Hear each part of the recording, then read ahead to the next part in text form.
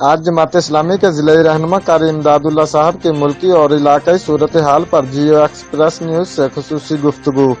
آئیے سنتے ہیں قاری امداداللہ صاحب نے کیا گفتگو کی۔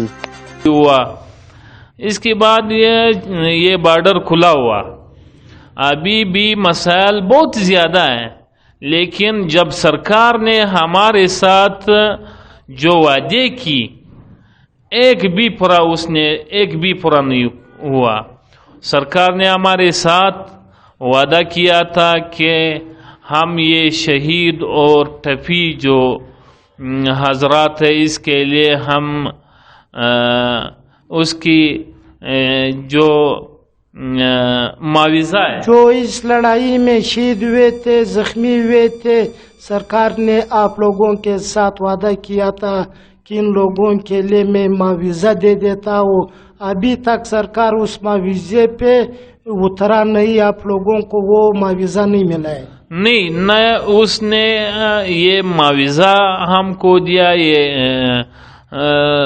زخمی کو، اور جب شہید ہوا اس کی نہ اس نے یہ بھی وعدہ کیا تھا کہ یہ چمن کیا منوامان نے یہ ایسے انتظامیہ ہم بھیجیں گے۔ صوبائی حکومت نے یہ وعدہ کیا تھا کہ ہم ایسے انتظامیہ بھیجیں گے کہ جب یہ شہر کیا منوامان بھی برقرار ہوا، لیکن اس نے تیسرا یہ وعدہ کیا تھا کہ چمن سے کوئٹہ تک تقریباً 38 چیک پوسٹیں، اس نے یہ وعدہ کیا تھا کہ یہ غیر ضروری چیک پوسٹیں ہم ختم کریں گے، لیکن ابھی تک اس نے ختم نہیں کیا تھا۔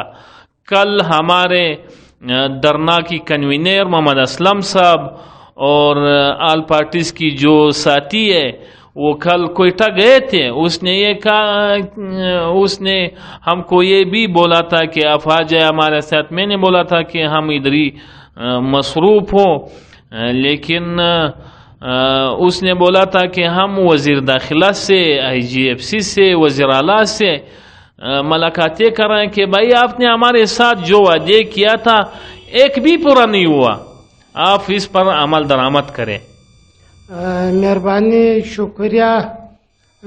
جی ناظرین، آپ لوگوں نے جماعت اسلامی کے ضلعی آمر قاری امداداللہ کے اپنے خیالات اور موجودہ ملکی اور علاقائی صورتحال پہ خوبصورت گفتگو سنا۔